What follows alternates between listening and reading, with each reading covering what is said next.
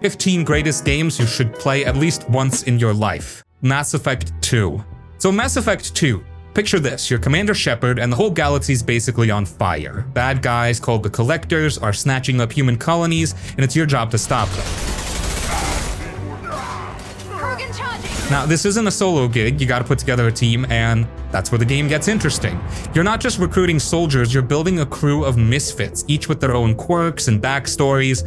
Think of it like assembling a space-age Avengers team, but with way more drama. We could upgrade.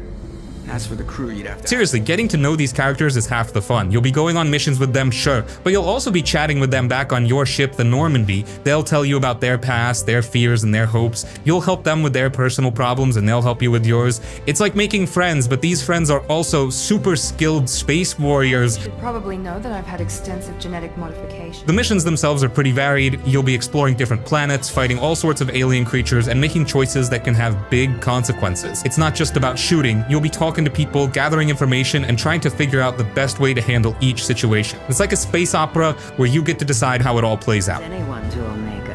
Opportunity. Success. And the combat, it feels good. You've got a bunch of different weapons and powers to play with, and you can mix and match them to create your own style. It's like being a space wizard with a gun. You can freeze enemies, set them on fire, or just blast them with a shotgun. It's pretty satisfying. Honestly, Mass Effect 2 is a game that really pulls you in, you get invested in the characters, you care about the story, and you feel like you're making a difference. It's a big, sprawling space adventure, and it's a lot of fun to play. Serve on the Normandy, Commander. SpiderMan 2018. Hi, MJ, it's Peter. Any chance I could First off, the swinging. That's the thing everyone talks about, and for good reason. It just feels right. You're not just watching a cutscene, you're in control. You get that feeling of speed and freedom as you zip between buildings. It's not always perfect, you might miss a swing or two, but when you get a good rhythm going, it's really satisfying. You're playing as Peter Parker, and he's not a rookie, he's been Spider-Man for a while, so he's got his own style, he's got his jokes, he's got his moves, and he's got his own problems. The fighting's fun, you get to use webs in all sorts of ways, not just to swing. You can pull enemies towards you, throw stuff at them, and do these cool combos. It's not just button mashing, you can actually get creative with it. The story's pretty solid. It's not just a simple bad guy wants to take over the world plot. It's about Peter's life, his friends, his job, and how it all gets mixed up with his Spider-Man stuff. You'll meet some familiar villains, and they have their own reasons for doing what they do. Mary Jane's also in the game, and she's not just a damsel in distress. She's actually involved in the story and helps out, which is pretty cool.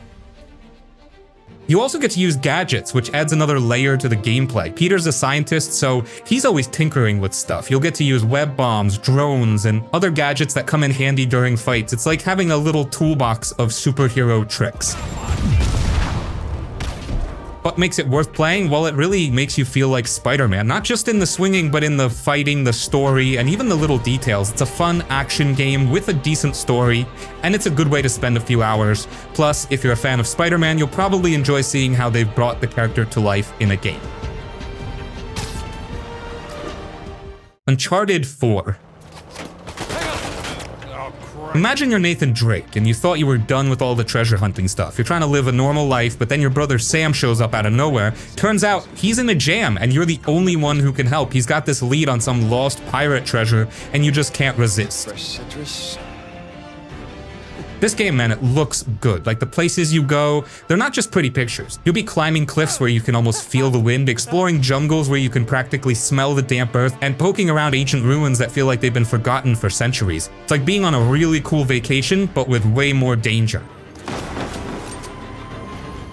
And the action, it's like you're in a big budget movie. You'll be in car chases that make you hold your breath, shootouts that feel intense, and these climbing sequences that make you wonder how Nathan doesn't just fall. You get to use a grappling hook, which is super fun, and you'll be using it to swing across gaps and outsmart enemies. It's not just shooting, it's about using your environment to your advantage.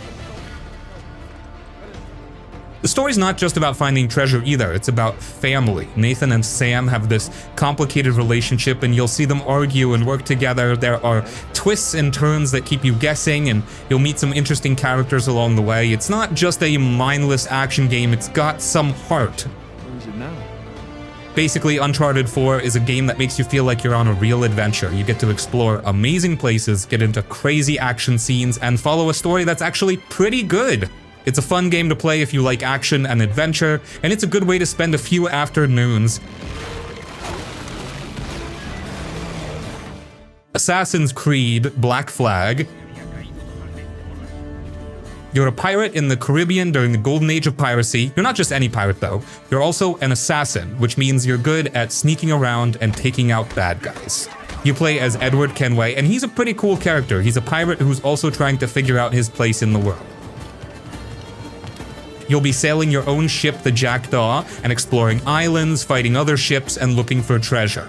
What's really fun about this game is the sailing. You get to command your own ship, upgrade it with better cannons and armor, and even recruit crew members. It's like being the captain of your own pirate ship. You'll also be exploring different islands, some with jungles, some with towns, and some with hidden secrets. You can climb buildings, sneak around, and use your hidden blade to take out enemies. It's like being a ninja pirate. The story's pretty interesting too. You'll meet famous pirates like Blackbeard and Anne Bonny, and you'll get caught up in a conflict between the Assassins and the Templars. Basically, Assassin's Creed Black Flag is a game that lets you live out your pirate fantasies. It's got sailing, exploring, fighting, and a cool story. It's a fun adventure. God of War 2018. You know Kratos, right? The super angry dude from the old games? Well, he's different now. He's got a kid, Atreus, and they're living in this cold, kind of spooky world based on Norse myths. Imagine taking a road trip with your dad, but your dad is a god and you're fighting trolls and dragons along the way. That's basically this game. It's a big change from the old God of War, where it was just non-stop fighting. Now there's a real story about family and how Kratos is trying to be a good dad. The relationship between Kratos and Atreus is the main thing. They're both learning from each other. Kratos is teaching Atreus how to fight, and Atreus is teaching Kratos how to chill out a little. It's like watching them grow together, and it's actually pretty cool. Now, the fighting is still awesome. You get this axe, the Leviathan axe, and it's super satisfying to throw it and call it back. You'll be fighting all sorts of monsters like trolls and Draugr, and the battles are intense. The world they live in is really interesting. It's full of Norse mythology, so you'll see gods and monsters that you might have heard about in stories. You get to explore forests, mountains, and even travel to different realms. It's like stepping into a Viking adventure, and it looks really good. Honestly, God of War 2018 is a game that's about more than just fighting. It's about family, growing up, and dealing with your past. It's a fun game to play if you like action, a good story, and exploring cool worlds. Plus, the axe is just super fun to use. The Last of Us Part 1. Imagine the world's gone sideways, a weird fungus thing has turned a bunch of people into these scary, clicky monsters. It's not like your usual zombie apocalypse, it's grittier, more real feeling. You're Joel, a guy who's seen some serious stuff. He's not a superhero, he's just trying to survive. He gets this job to take Ellie, a young girl, across the country. She's special, immune to the fungus, and that makes her a target. It's not just a monster killing game though, it's really about Joel and Ellie's relationship. They're thrown together and they have to learn to trust each other even when things are really tough. It's like a really intense road trip where you don't know who's friendly and who's not. The game is super tense. You'll be sneaking around trying to avoid the infected because they're fast and dangerous. Sometimes you gotta fight and it's not always easy. You'll be using whatever you can find, pipes, bricks, even just your bare hands to survive. You'll also be scavenging for supplies like ammo, medicine, and crafting materials. It's like a survival game with a really strong story and characters. The story is what makes it stick with you. It's not just a simple good guys versus bad guys plot. It's about how people react when things get really bad, how they try to hold on to hope, and how they make tough choices. You'll get to know Joel and Ellie, and you'll see how they change and grow. There are sad moments, scary moments, and moments that make you think. Honestly, The Last of Us is a game that's about survival, relationships, and making tough choices. It's not always fun or easy, but it's a game that you'll remember long after you finish playing. It's like a story that stays with you, and it makes you think about what you do in a world like that. Red Dead Redemption 2. Imagine you're living back in the Wild West, like way back when things were changing fast. You're Arthur Morgan and you're part of a gang of outlaws. It's not just about robbing banks, it's about trying to survive when your whole way of life is fading away. This game, man, it feels real. Like you're not just playing a character, you're living in this world. You can go hunting for animals just to get food, or go fishing just to chill out. You can even just hang out with your gang, telling stories around a campfire. Of course, as action too, you'll be getting into gunfights, robbing trains, and doing all sorts of outlaw stuff. It's intense, and you'll have to make choices that affect how people see you. Do you help someone in need, or do you look out for yourself? It matters in this game. The story's what really gets you though. It's about Arthur and his gang and how they're trying to figure things out. You'll see them argue, laugh, and try to stick together. You'll get to know them, and you'll care about what happens to them. The world itself is huge. You can explore forests, mountains, towns, and everything in between. It's like a big playground, and there's always something to do. You can find hidden treasures, help people in need, or just ride your horse and enjoy the scenery. Legend of Zelda: Breath of the Wild. You wake up as Link, right? And you're in this huge world, Hyrule. Seriously, it's massive. Think like if you took all the cool places you've ever imagined in a video game and put them together. You're trying to save the kingdom from this bad guy, Calamity Ganon, but you're not on a tight schedule. Here's the thing, you can go wherever you want. See that mountain way off in the distance? You can climb it. See that river? You can swim in it. You're not stuck on a path. It's like being dropped into a giant sandbox and told, have fun. You get to decide what you want to do and when you want to do it. Along the way, you find all sorts of stuff: weapons, shields, food, and even different outfits. You can cook food to give you special powers, like making yourself stronger or more resistant to cold. It's like being a survival expert, but with magic powers. You'll be hunting animals, gathering plants, and figuring out how to survive in the wilderness. The puzzles in this game are actually pretty clever. You find these shrines scattered around the world, and each one has a different challenge. You have to use your brain and your tools to figure them out. It's not just about fighting, it's about thinking and being creative. You might have to use physics, magic, or even just your own ingenuity to solve them. The world itself is really interesting. You'll find different towns, each with its own people and stories. You'll meet all sorts of characters, some friendly, some not so much. It's like exploring a real place with its own history and culture. You'll find hidden secrets, discover ancient ruins, and even stumble upon mini-quests as you explore. Honestly, what makes Breath of the Wild so good is the sense of freedom. You can spend hours just wandering around, finding hidden secrets, and having fun. It's not a game that holds your hand and tells you exactly what to do. Metro Exodus. So Metro Exodus, you know those post-apocalyptic stories, right? This one's set in Russia, but it's not just another shoot-everything game. You're Artyom, and you're leaving the underground tunnels of Moscow, which are basically all that's left after a nuclear war. You're trying to find a place where people can actually live on the surface. It's like a really long, dangerous road trip across a messed-up version of Russia. Artyom, should we catch up with it? What's neat about this game is the atmosphere. It changes with the seasons. You'll go from snowy winters where you're freezing your butt off to scorching deserts where you're baking in the sun. Each place has its own feel and its own dangers. It's not just a backdrop, it feels like a real place. You'll be scavenging for stuff like ammo and filters for your gas mask because everything is scarce. You have to be careful because you'll run into mutated creatures and other people who are trying to survive, and not all of them are friendly. It's a tense game, you're always on alert. You made a mistake coming here. The story is pretty solid. You'll meet different groups of people and you'll learn about their struggles and how they're trying to make a life in this messed up world. It's not just about shooting, it's about people trying to find hope in a really tough situation. Basically, if you're into games where you explore a dangerous world and try to survive, Metro Exodus is worth checking out. It's got cool action, a good story, and a really immersive atmosphere. It feels like you're actually there trying to make it through. Max Payne 3. Something rotten in the air. You've probably heard of Max Payne, right? Guy's had a rough time. This game picks up with him in Brazil, working as a bodyguard. It's not exactly a vacation. Here's the thing about this game, it's not just another shooter. It's got this slow motion thing called bullet time, which is pretty cool. You can dive around, shoot guys while time slows down. It's not just about spraying bullets, it's about making those shots count.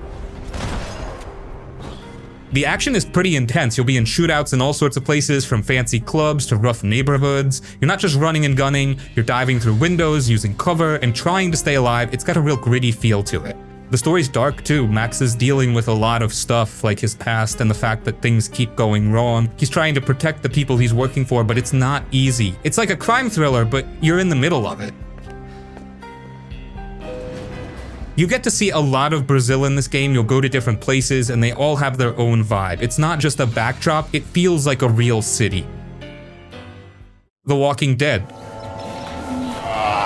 Imagine the world's gone totally sideways. People are turning into these creepy zombies called walkers, and it's a mess.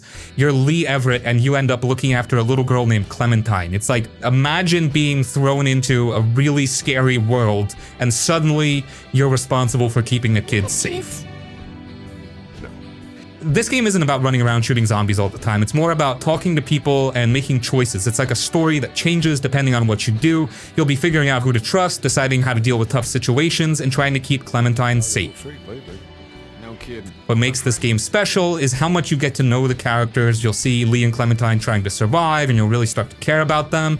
You'll meet other people who are also trying to stay alive, and you'll have to decide who's a friend and who's a threat. It's like making real friends or enemies in a game. The game can be pretty emotional. There are some sad moments where you might even tear up. There are also tense moments where you'll be holding your breath, hoping you make the right choice. And there are moments that make you think about what you would do in a world like that. It's kind of like watching a really good TV show, but you're in charge of what happens. Someone coming. Did you leave Clementine alone? Here's the thing, your choices matter. If you say something mean or if you do something that hurts someone, it can change how they act towards you later. And if you make a bad choice, someone might get hurt or even die. It's like your choices have real consequences. Detroit Become Human. It's the future, and there are these robots called androids that look and act just like people. They are basically everywhere. They look and act just like people, but they're supposed to just do what they're told. Now, some of these androids start to feel things like sadness, anger, even love. They start to wonder, why am I just a robot? Why can't I be free? You get to play as 3 different androids, each with their own story. First, there's Kara. She's like a nanny robot, and she ends up trying to protect a little girl from a bad situation. It's like a really intense family drama, but with robots. Then there's Connor. He's a police robot, and he's hunting down androids who are acting deviant, which is what they call androids who are starting to feel things. It's like a detective story, but with robots. And finally, there's Marcus. He's like a robot revolutionary. He wants freedom for all androids, and he's willing to fight for it. It's like a story about a robot uprising. The game is pretty emotional. You'll see how the androids struggle with their feelings, like when they're confused or scared. You'll also see how humans treat them, which can be really unfair. It's not just about robots fighting, though. It's about choices and what it means to be human. It's a game that makes you think about things like freedom, fairness, and what happens when robots become more like us. The Witcher 3 Wild Hunt. Right, so you are Geralt. Think of him like a detective who also fights monsters. He lives in this big old-timey world, kind of like if fairy tales were real, but also kind of scary. He's on a mission to find Ciri, who's like his adopted kid. It's a long journey, and you'll be traveling through all sorts of places, from spooky forests to bustling towns. You'll meet a lot of different people, some nice, some not so much, and you'll run into some seriously freaky creatures. This game isn't just about swinging a sword. You'll have to make choices that change how the story goes, like someone might ask you to help them, and depending on what you do, things can turn out really different. You'll also be solving mysteries. People will tell you about monsters or crimes, and you'll have to use clues to figure out what's going on. The world you explore is huge, like really huge. You can ride your horse through fields, sail on lakes, and climb mountains. You'll find hidden caves, old ruins, and all sorts of places to explore. There are also tons of side quests, so you can always find something new to do. On the battlefield, necrophage. The monsters are pretty cool. You'll fight everything from giant spiders to flying beasts. You can use different weapons, spells, and potions to take them down. Each monster is different, so you have to figure out the best way to fight it. The story is also pretty interesting. It's not just about finding Ciri. You'll learn about the different kingdoms, the people who live there, and the problems they face. It's like a big, complicated story, and you're right in the middle of it. Half lion, half eagle. Basically, Witcher 3 is a game where you get to be a monster hunter, a detective, and an adventurer. You'll explore a big world, make choices that matter, and fight some really cool monsters. It's a game that can keep you busy for a long time. Shadow of the Colossus. So, Shadow of the Colossus. Think of it like this. You're this person, Wander, and you're trying to bring someone back to life. But to do that, you've got to take down these huge living things called Colossi. They're like walking mountains, basically. You're all alone except for your horse Aggro in this really quiet, kind of sad place. It's just you, your horse, and these massive creatures. It feels really lonely, but also really big and important. Now here's the thing, you don't just shoot or punch these colossi, they're way too big for that. You have to figure out how to climb on them, like scaling a building. You'll be using your sword to find their weak spots, which are like glowing symbols on their bodies. Each Colossus fight is like a big puzzle. You have to figure out how to get to their weak points, which can be tricky. They might be flying, swimming, or just really hard to climb. You'll be using your horse to get around, and you'll have to be quick and smart to avoid getting crushed or thrown off. The world you explore is really beautiful, but it's also empty. There are no towns, no people, just you and the Colossi. It's like you're in a forgotten world, and it feels really special. Taking down a Colossus is intense. You'll be climbing on their fur, trying to hold on while they shake and try to throw you off. When you finally find their weak spot and stab them, it feels really rewarding. It's like you've accomplished something huge. Mafia 2. Take you to school. Man, Mafia 2 is just something else. It's like living inside a classic mob movie. Cool cars, old school music, and a city that actually feels alive. It's daytime, unfunctional. The story is the best part. You play as Vito Scaletta, a guy trying to make a name for himself after coming back from World War II. But instead of a normal life, he gets pulled into the Mafia and things start going bad real fast. The moment you start, you're thrown into the gritty world of Empire Bay, a city that feels cold, lived in, and full of danger. It's the 1940s, later moving into the 1950s, and everything from the cars, to the music, to the way people talk, feels straight out of a mob film. It's the kind of game that pulls you in and never really lets go. His name's Henry Tomasino. I think he's got something. So as you are Vito Scaletta, a Sicilian immigrant who comes back from World War II, broken, desperate for a better life, his best friend Joe Barbaro introduces him to the Mafia, and from there Vito's life spirals into the world of crime, money, and betrayal. I kept reading the papers to see what was going on. The storytelling is the real star here. Every mission feels like it matters. There's no pointless filler. It's all about the rise and fall of Vito, and man, you really feel it. The way the game slowly shows the cost of this lifestyle is just brutal. At first, it's all fancy suits, expensive cars, and money rolling in, but as time passes, you realize the Mafia isn't a family, it's a business, and when you're no longer useful, you're nothing. Vito and Joe's friendship is another big reason this game hits so hard. Joe is loud, reckless, and always getting into trouble, but he's also loyal to a fault. Their relationship feels real, and by the end of the game, you're not just watching a story, you're feeling every moment of it. The city itself, Empire Bay, is perfect for the story. It's not a massive open world with a million things to do, but that's what makes it special. It exists to serve the story, and it does that flawlessly. The changing seasons from snowy streets to bright summer days make it feel alive.